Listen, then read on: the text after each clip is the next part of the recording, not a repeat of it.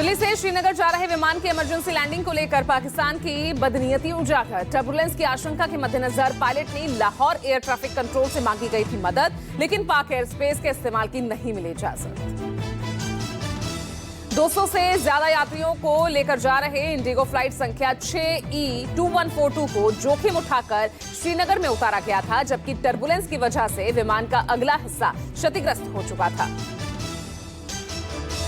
Operation सिंदूर की जानकारी और आतंकवाद पर पाकिस्तान को बेपर्दा करने की मुहिम जारी। विदेश दौरे पर जाने वाले 4 सर्वदलीय सांसदों के डेलीगेशन की आज ब्रीफिंग। विदेश सचिव विक्रम मिस्री शाम 5 बजे संसद भवन में करेंगे ब्रीफ। वक्फ कानून पर सुप्रीम कोर्ट में सुनवाई पूरी। वक्फ कानून पर सुप्रीम कोर्ट ने फैसला सुरक्षित रखा। कानून को चुनौती देने वाली याचिकाओं पर हियरिंग। सॉलिसिटर जनरल ने कहा मुस्लिम पक्ष फैला रहा गलत नैरेटिव।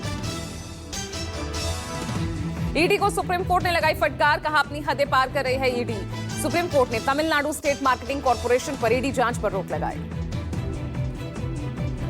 जम्मू कश्मीर के किश्तवाड़ में सुरक्षा बल और आतंकियों के बीच मुठभेड़ जारी। एनकाउंटर में 1 जवान शहीद, 3 से 4 आतंकियों के घिरे होने की खबर। दिल्ली स्थित भारत मंडपम में rising north east investors summit का पीएम मोदी करेंगे उद्घाटन। 2 दिवसीय समिट में पूर्वोत्तर राज्यों में निवेश पर रहेगा जोर। केंद्रीय गृह मंत्री अमित शाह आज बीएस ऐप अलंकरण समारोह और रुस्तम जी स्मृति व्याख्यान को करेंगे संबोधित। दिल्ली के विज्ञान भवन में सुबह 11 बजे कार्यक्रम। ऑपरेशन सिंदूर और पाकिस्तान के साथ सीज फायर पर मोदी सरकार को घेरने की तैयारी। मोदी सरकार को विदेश नीति पर घेरने की रणनीति पर कांग्रेस की बड़ी बैठक। भारतीय रिजर्व बैंक की आज अहम बैठक है। आरबीआई केंद्र सरकार को वित्त वर्ष 2024-25 के लिए दिए जाने वाले लाभांश की घोषणा कर सकता है।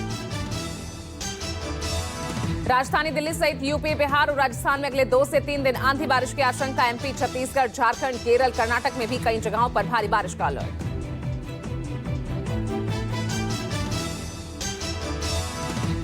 भारत की पाकिस्तान को 2 टूक, कहा खून पानी साथ नहीं बह सकता, आतंकवाद बंद होने पर ही बातचीत होगी। ऑपरेशन सिंदूर पर विदेश मंत्रालय का बयान, कहा पहले टारगेट को हिट किया, ऑपरेशन के बाद पाकिस्तान डीजीएमओ को बताया। पाकिस्तान का साथ देने वाले तुर्की को भारत ने 2 टूक संदेश दिया, कहा पाकिस्तान को आतंकवाद का पनाहगार बनने से रोके तुर्की। बीकानेर जनसभा में बोले पीएम मोदी, पाकिस्तान का असली चेहरा अब दुनिया देखेगी, आतंक का फन कुचलने की यही नीति है। पाकिस्तान को प्रधानमंत्री मोदी की कड़ी चेतावनी, बोले मैं देश नहीं झुकने दूंगा। सेना ने 22 अप्रैल को बदला, 22 मिनट में लिया।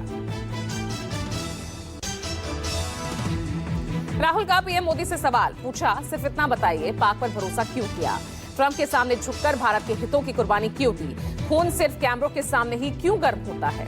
ऑपरेशन सिंदूर पर कांग्रेस ने फिर उठाए सवाल। कांग्रेस एमपी प्रणीति शिंदे का ऑपरेशन सिंदूर पर सवाल, कहा 26 लोगों की जान लेने वाले आतंकी कहां हैं। डीएमके सांसद कनिमोझी के नेतृत्व में 5 देशों का सर्वदलीय प्रतिनिधिमंडल मॉस्को पहुंचा। ऑपरेशन सिंदूर की जानकारी, पाक को बेनकाब करने के लिए ये डेलीगेशन रूस, स्लोवेनिया, ग्रीस, लातविया और स्पेन के दौरे पर है। जेडीयू सांसद संजय झा के नेतृत्व में सर्वदलीय संसदीय प्रतिनिधिमंडल ने टोक्यो में प्रमुख जापानी थिंक टैंक के साथ संवाद किया। आतंकवाद पर देश की जीरो टॉलरेंस नीति की जानकारी दी। शिवसेना सांसद डॉक्टर श्रीकांत शिंदे की अगुवाई में अबू धाबी पहुंचे। प्रतिनिधिमंडल ने यूएई नेतृत्व और मीडिया से बात की। अबू धाबी गए सर्वदलीय प्रतिनिधिमंडल में शामिल बांसुरी स्वराज ने कहा, सिंदूर अब सिर्फ सुहाग और श्रृंगार का प्रतीक नहीं, सिंदूर अब शक्ति और न्याय का भी प्रतीक बना। बीजेपी सांसद बांसुरी ने ऑपरेशन सिंदूर के लिए मोदी सरकार और सेना का आभार जताया, कहा आतंकवाद को जड़ से खत्म करना हमारा संकल्प। वाराणसी से आईएसआई का एजेंट गिरफ्तार। यूपी एटीएस ने तुफैल को गिरफ्तार किया, पाकिस्तान को भेज रहा था खुफिया जानकारी। आईएसआई एजेंट तुफैल पाकिस्तानी महिला नफीसा के संपर्क में था। नफीसा का पति पाकिस्तान सेना में है। यूपी एटीएस ने पाकिस्तान के लिए जासूसी के आरोप में दिल्ली से भी एक शख्स को गिरफ्तार किया। स्क्रैप कारोबारी मोहम्मद हारून दिल्ली के सीलमपुर का है।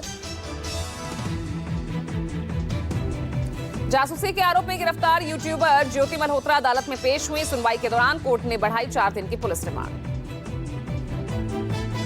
ज्योति से 5 दिन तक पुलिस कस्टडी में हुई पूछताछ का पूरा ब्यौरा दिया गया। भारी सुरक्षा के बीच ज्योति की कोर्ट में पेशी हुई। जम्मू कश्मीर के पूर्व राज्यपाल सत्यपाल मलिक अस्पताल में एडमिट। मलिक को गुर्दे में परेशानी की वजह से अस्पताल में एडमिट कराया गया। सत्यपाल सहित 5 लोगों के खिलाफ आरोप पत्र दायर। 23 अगस्त 2018 से 30 अक्टूबर 2019 तक जम्मू कश्मीर के राज्यपाल रहे। मलिक ने दावा किया था कि कीरू परियोजना सहित 2 और प्रोजेक्ट्स की मंजूरी के लिए ऑफर किए गए थे 300 करोड़ रुपए।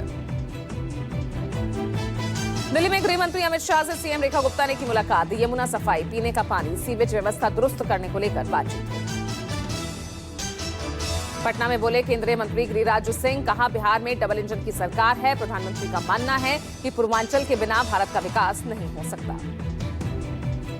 24 मई को पुंछ का दौरा करेंगे राहुल गांधी। पुंछ में पाकिस्तान की गोलीबारी में मारे गए लोगों के परिजनों से करेंगे मुलाकात। धुले में कैश रूम कांड। शिंदे गुट के विधायक अर्जुन खोतकर के निजी सहायक के कमरे में मिले करोड़ों रुपए। 102 नंबर के कमरे से निकली करोड़ों की नकदी। यूपी सीएम योगी आदित्यनाथ का आज अयोध्या दौरा। हनुमानगढ़ी मंदिर में करेंगे कथा मंडप का लोकार्पण। केंद्रीय मंत्री नितिन गडकरी आज गोवा में न्यू जुआरी ब्रिज बनने वाले ऑब्जर्वेटरी टावर्स की रखेंगे आधारशिला। 270 करोड़ की लागत से इस परियोजना से गोवा पर्यटन को बढ़ावा मिलेगा। बिहार के जमालपुर स्थित रेल इंजन कारखाने का रेल मंत्री अश्विनी वैष्णव करेंगे निरीक्षण। गुरुवार रात पटना पहुंचे रेल मंत्री आज ट्रेन से जाएंगे जमालपुर। झारखंड के देवघर में 11 जुलाई से शुरू होने वाले विश्व प्रसिद्ध श्रावणी मेले को लेकर उच्च स्तरीय बैठक। छत्तीसगढ़ के नारायणपुर में 1.5 करोड़ के इनामी नक्सली सहित 27 माओवादियों का सफाया। नक्सलियों पर बड़े प्रहार का सुरक्षा बलों ने मनाया जश्न। राष्ट्रपति द्रौपदी मुर्मू ने राष्ट्रपति भवन में गुरुवार को 6 कीर्ति चक्र सहित 33 शौर्य चक्र प्रदान किए। अर्धसैनिक बल और राज्य पुलिस कर्मियों को उनके अदम्य साहस और वीरता के लिए किया जाता है सम्मानित।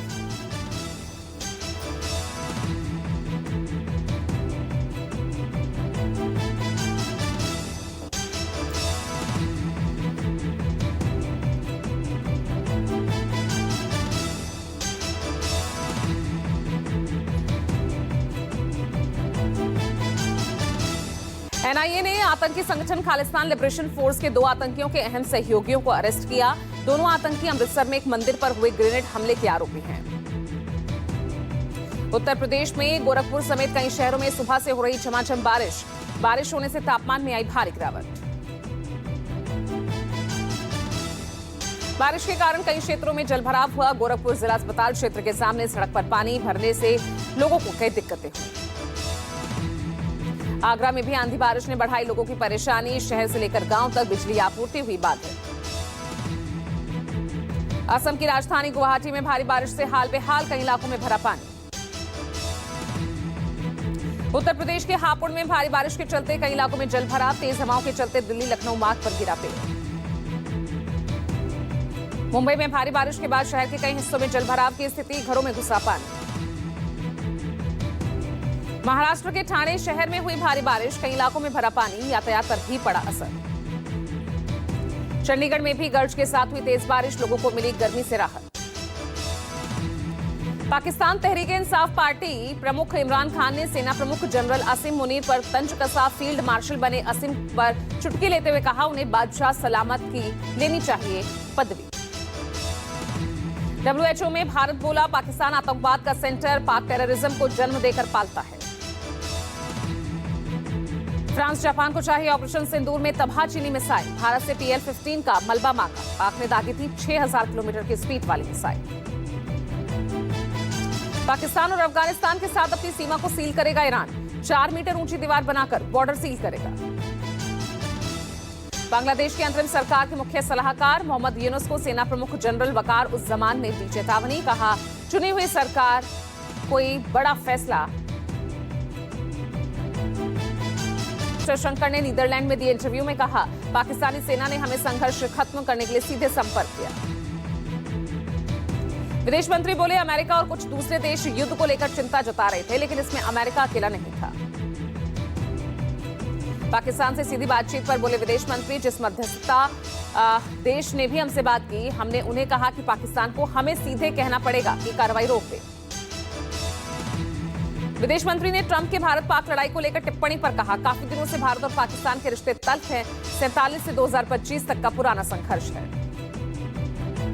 जयशंकर ने कहा, कश्मीर देश का अभिन्न अंग है, एक हिस्सा पाकिस्तान के पास है। अगर पाकिस्तान उसे वापस करने को तैयार है तो बातचीत संभव है। भारत पाक सीज़फायर पर 6वीं बार बोले राष्ट्रपति ट्रंप, फिर कहा बिजनेस के जरिए जंग रुकवाई। पीएम मोदी को महान शख्स बताया। ट्रंप ने कहा, मुझे लगता है कि मैंने ट्रेड के जरिए सीज़फायर को रुकवाया। मैंने भारत पाक मुद्दे को सुलझाया। अमेरिका भारत पाकिस्तान दोनों के साथ बड़ा सौदा कर रहा है।